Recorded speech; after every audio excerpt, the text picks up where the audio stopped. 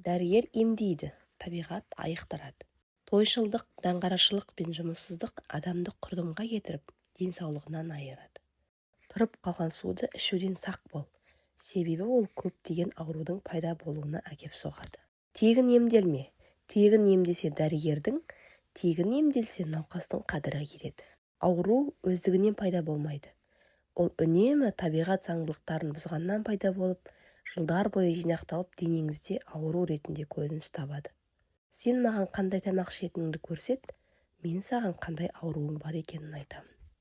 Ауруды емдеуден бұрын оның пайда болу себептерімен күресіңіз. Шектен тыс ұйқысыздық пен ұйқышаңдық жақсылықтың белгісі емес.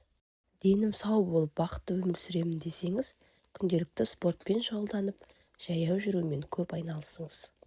Бойыңызда пайда болған аурулар сіздің өмір сүру салтыңызға байланысты екенін ұмытпаңыз.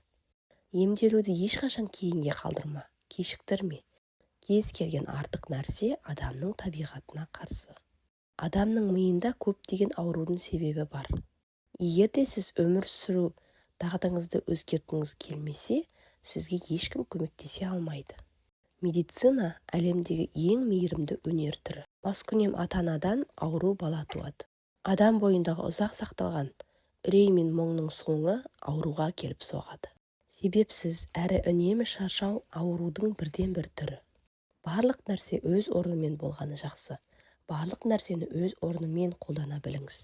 Өйткені ауру тепе-теңдікті ұстамағаннан пайда болады. Кейбір науқастар дәрігердің мықтылығына қарап, оған үлкен сенім артады. Және сол сенімнің арқасында ауруынан құлан таза айығып кетеді. Бас аман болса, берік табылады. Мазасыз ауа райы науқас адам түгілі сау адамға да әсер етеді. Егер де науқас адам тәбеті мен рухын биік ұстаса, онда ол көп ұзамай міндетті түрде сауығып кетеді. Ұйықтай алатын болсаңыз, онда ауруыңыз қорқынышты емес. Көпшіліктің ойынша біздің ренішіміз бен қиналысымызды жүрек сезеді деп түсінеді.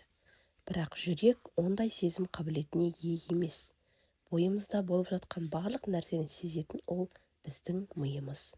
Дәрігер жаны таза мейірімді болуы керек. Өйткені науқастар мейірім мен қамқорлыққа зәру. Дәл сол сенім науқастың ауруынан айығып кетуіне үлкен себепші болады. Жаныңыздың тыныш болуы, көп еңбектену денсаулығыңыздың кепілі. Дертке шалдыққанша денсаулықтың қадірін ешкім білмейді. Тәннің ләззаты саулығында, жанның ләззаты білімінде. Тәні саудың жаны сау. Жан ауырса тән азады, қайғы басса жан азады. Арақ ішіп темекі шеккен денсаулықтың түбіне жеткен. Ауырсаң сау бол, ауырмасаң сақ бол. Ауру адам үшін алдын төсекте ыңғайсыз. Ішің ауырса аузыңды тый, көзің ауырса қолыңды тый. Демі бардың емі бар. Ауру батпандап кіреді, мысқылдап шығады. Денсаулық пен бақыт бөлек өмір сүрмейді. Ауруын жасырған өліммен ойнайды. Ауырып ем іздегенше, ауырмайтын жол ізде. Денсаулықтың қадірін ауырғанда түсінер. Дана көптен шығады, дәрі шөптен шығады. Тіс ауырғанның көңілін сұрамайды.